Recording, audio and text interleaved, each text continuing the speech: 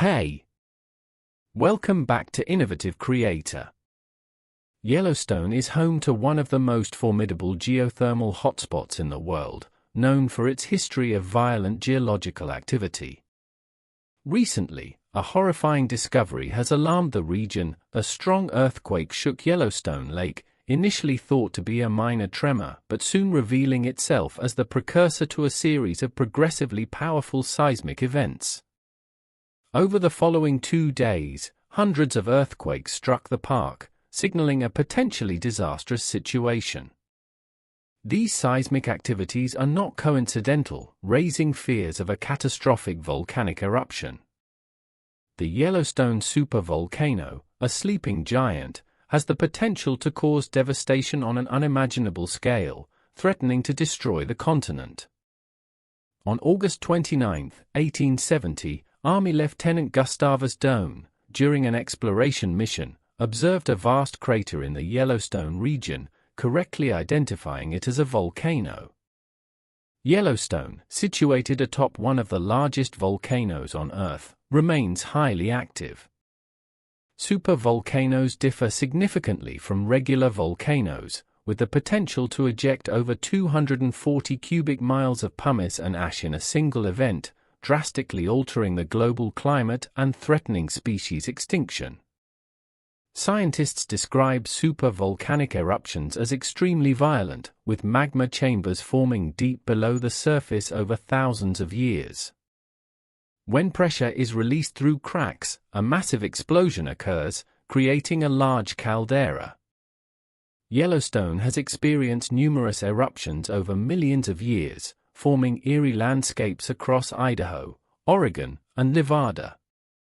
Earthquakes are common in the region, with an average of 1,000 to 3,000 quakes annually, most too small to be felt. However, significant seismic events like the infamous 1959 earthquake, which caused massive surface faulting and widespread damage, highlight the potential dangers. The Hebron Lake earthquake, with a magnitude of 7.5, remains one of the largest in U.S. history, causing a landslide that formed Earthquake Lake and resulting in significant casualties and destruction. Yellowstone's geothermal features, such as geysers and hot springs, owe their existence to the underlying volcanic activity. Earthquakes play a crucial role in maintaining these features by keeping the subterranean plumbing system open. Larger earthquakes, though rare, can cause significant damage, as seen in the Hebron Lake disaster. This ongoing seismic activity, coupled with the potential for a supervolcanic eruption, keeps both the public and scientific community on high alert, underscoring the ever-present threat posed by Yellowstone's volatile geology. That's a supervolcano that is a continent killer, and it blows every 600,000 to 800,000 years, and everyone dies. Yellowstone is not a stranger to geological activity, being one of the most well-known geothermal hotspots in the world. However, in the last several days, an extraordinary and horrifying discovery has been made that has rocked the entire region. A strong earthquake shook the park late one evening, agitating the serene surface of the well-known Yellowstone Lake. Thought to be a small tremor at first, it really signaled the beginning of a string of progressively powerful seismic events. A deluge of hundreds of earthquakes struck the park non-stop for the following 2 days. Initial investigations indicate that these seismic events are not coincidental. Such a move would have disastrous consequences. As the quakes continue, the fear of a catastrophic volcanic eruption looms large. Is the enormous earthquake swarm occurring in Yellowstone a sign of an approaching supervolcanic eruption that has the potential to completely destroy the continent? Join us as we explore the terrifying discovery at Yellowstone that leaves residents running for safety. Yellowstone supervolcano, a sleeping giant, has the potential to unleash devastation on an unimaginable scale. The public and scientific community are on high alert because of the terrifying prospect of such an eruption. Once lauded for its tranquil beauty and natural marvels, Yellowstone is now a terrifying landscape. On August 29, 1870, a 30-year-old Army lieutenant by the name of Gustavus Doane climbed Mount Washburn, which was located above the Yellowstone River, as part of an exploration mission in the Yellowstone region in Wyoming Territory. As he peered south, he could see that a section of the Rocky Mountains was devoid of mountains. The only hills for what seemed like an eternity were off in the distance, encircling a massive forest basin like parentheses. For Doane, there was just one possible explanation for the absence of substance: the Great Basin, according to him, had been formerly one vast crater of a now extinct volcano. The lieutenant was correct. Yellowstone is in fact a volcano, and not just any volcano. The oldest and most famous national park in the United States sits squarely atop one of the biggest volcanoes on Earth. On the other hand, Doane was incorrect in one very important regard: there is still life in Yellowstone's volcano. It is still very much alive, to a disturbing degree. Supervolcanoes are a whole different ballgame from regular volcanoes. Some scientists use supervolcanoes to describe extremely violent and loud explosions, but there is no universally accepted definition of the phrase. Any eruption that ejects more than 240 cubic miles of pumice and ash in a single event is considered a supervolcano according to the U.S. Geological Survey. This is more than 50 times larger than the notorious Krakatoa eruption of 1883, which killed over 36,000 people. Supervolcanoes flatten mountains that have been formed by volcanoes. Volcanoes wipe out life for miles around, while supervolcanoes alter the climate on a global scale, threatening the extinction of entire species. Even though no supervolcano eruption has ever been witnessed by humans, scientists have managed to reconstruct the characteristics of such an explosion. At first, hot steam rises from the Earth's interior and melts rock just below the surface, forming a huge chamber that is filled with a pressured mixture of magma, semi-solid rock, and gases such as carbon dioxide, water vapor, and others.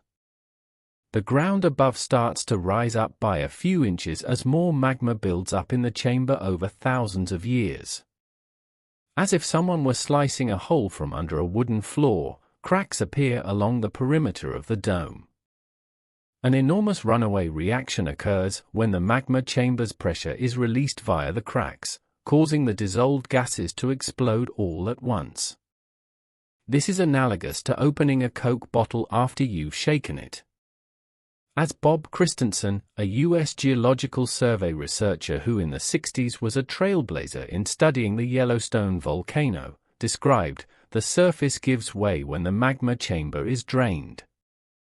The entire top area sinks into the ground as if the earth were swallowing itself. A massive caldera, meaning cauldron in Spanish, remains behind. Numerous eruptions spanning over 18 million years have occurred at the hotspot that formed the Yellowstone caldera. The eerie moonscapes of the Snake River Plain are formed by the subsequent lava flows, which are a result of ghostly calderas stretching out like a series of gigantic beads across southern Idaho, Oregon, and Nevada. This is all due to the fact that the hotspot is firmly anchored in the earth and is being pushed southwest by the tectonic plate above it. Have you ever experienced an earthquake in Yellowstone? Even if you deny it, there was probably a minor earthquake when you were there. Every year in the Yellowstone region there are an average of 1,000 to 3,000 earthquakes. Few are large enough to be felt, but those that are, like the infamous 1959 earthquake, are the exception. When it comes to seismic activity in the U.S., Yellowstone is right up there with the worst of them. Seismic activity in the Intermountain Seismic Belt, which includes the park, can be felt north to south across the states of Montana, Wyoming, Idaho, Utah, Nevada, and Arizona. Geysers and hot springs, two of Yellowstone's most recognizable surface features, are the product of the park's underlying volcanism, which is itself an active volcano. Rock breaks along fault lines that have been overstressed to their breaking point during earthquakes, which are frequently the consequence of a mix of tectonic and volcanic forces. The energy is subsequently dissipated in the form of seismic waves, which propagate rapidly through the adjacent rock and cause reverberation. One positive aspect of earthquakes is that they prevent natural phenomena like Old Faithful and other geysers and hot springs from being dormant by keeping the plumbing system open. Earthquakes in Yellowstone help to maintain hydrothermal activity. Mineral deposits may eventually seal off the tiny fissures and conduits that bring hot water to hot springs and geysers if earthquakes don't shake the earth periodically. In most cases, humans do not experience earthquakes with a magnitude below 3.0. Structures can only be damaged by earthquakes of magnitude 4.0 or higher, while the ground can only be ruptured by an earthquake of magnitude 6.5. Seismic events in Yellowstone over magnitude 6 are rare, although they do happen. The most famous and most tragic earthquake in the Yellowstone area happened 57 years ago. The 7.5 magnitude quake, which caused 18 miles of surface faulting and was felt across 600,000 square miles, decimated a popular campground at the height of tourist season. The worst nightmare came true for thousands of people on a late summer night when they heard the ground shake with incredible force. The southwest Montana Hebron Lake earthquake, which had a magnitude of 7.5, occurred on August 17, 1959. It was the second biggest earthquake that the continental U.S. had in the 20th century when it happened. Even now, people may feel the aftershocks of this earthquake, which ranks among the biggest in U.S. history. Hebron Lake is a huge artificial reservoir, and to the west of it, the modern-day Madison River Canyon extends for miles. Just beyond the line of sight from Highway 287 is the 1914 completed Hebron Dam at the canyon's head. The renowned Blue Ribbon fly fishing waters of the Madison River flow into and out of the lake. Prior to the quake, the Madison flowed from the dam outlet through a tucked-away canyon of the Madison Range toward Ennis. On either side of the timber-laden valley sat steep slopes coated with rocky outcroppings and dense forest. At the foot of the canyon, the river dropped in elevation, entering the expansive Madison Valley. Just before the foot of the canyon sat Rock Creek Campground, a then popular resting ground for tourists visiting Yellowstone National Park. The first tremor didn't last more than a minute. A vertical 20-foot wall of bare earth was left behind when the earth slid downwards along the fault line. In a matter of seconds, an enormous slab of loosely attached material broke away from the north-facing slope of the canyon shortly after the tremendous earthquake and dropped quickly into the valley, tearing trees and hurling stones weighing thousands of pounds into ferocious chaos as it went. Several miles downstream from Hebron Dam, a new natural dam was created at the base of the canyon when rubble fell to the floor. As the Madison River inundated the canyon behind the slide, it engulfed trees and campers, creating the foundation for Earthquake Lake. The Hebron Dam was already in a precarious position when large waves known as seiches breached it. The inhabitants of Ennis were forced to flee their homes not long afterward due to the widespread concern that the dam might collapse. The night was filled with fear and mayhem. Scattered families fled through the darkness. Those who could scrambled for high ground as the newly formed lake rose to swallow their campsites and cars. Others, trapped by the rising water, screamed for help. It would be many long, dark, and terrifying hours before dawn, and it would be many days before it was known just who had lived and who was lost. The final tally was 28 fatalities, with 19 more believed to be trapped under the rubble of the avalanche. Officials evacuated hundreds of casualties from Refuge Point, an accessible but elevated point. After the earthquake, damaged roads and bridges were rebuilt, and debris was cleaned by the state. Much of the roadway was reopened in only a few days.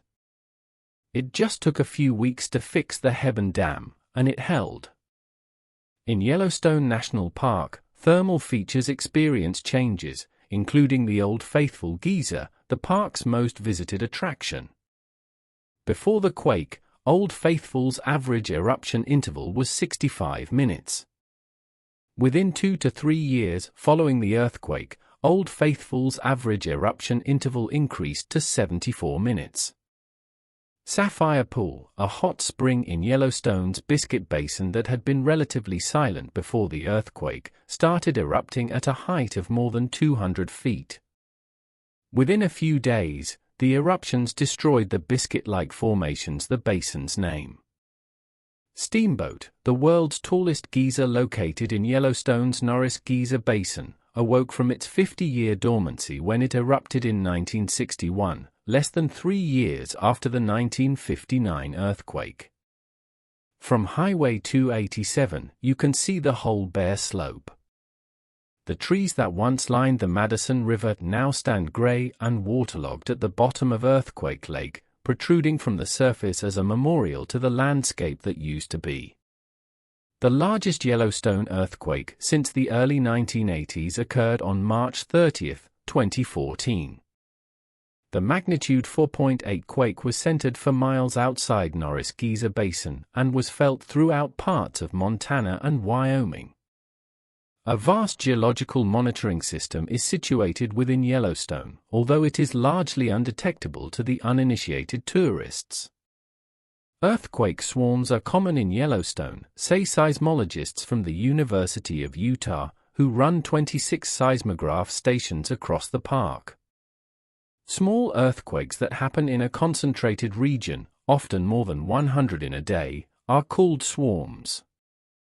Between Old Faithful and West Yellowstone, approximately 2,000 earthquakes were detected in the first half of 2010. Scientists are able to better comprehend and record the subsurface geology surrounding and under Yellowstone with the help of this extensive monitoring system. The last 3 super eruptions have been in Yellowstone itself. The most recent, 640,000 years ago, was 1,000 times the size of the Mount St. Helens eruption in 1980, which killed 57 people in Washington. But numbers do not capture the full scope of the mayhem. According to scientific calculations, the ash pillar from the Yellowstone explosion ascended to an altitude of around 100,000 feet, depositing a blanket of debris that extended from the western United States to the Gulf of Mexico. Aerial gray clouds of pyroclastic